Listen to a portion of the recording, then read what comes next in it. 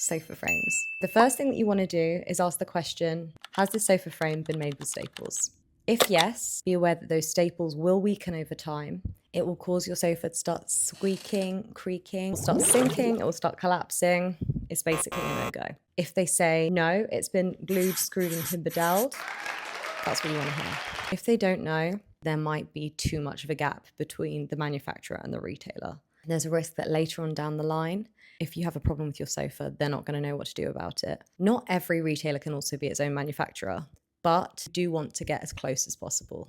The second thing I would ask is, can I just kneel on the sofa arms? Can I sit on the sofa arms? If they say no, or they look really taken aback or uncomfortable, you've got your answer there.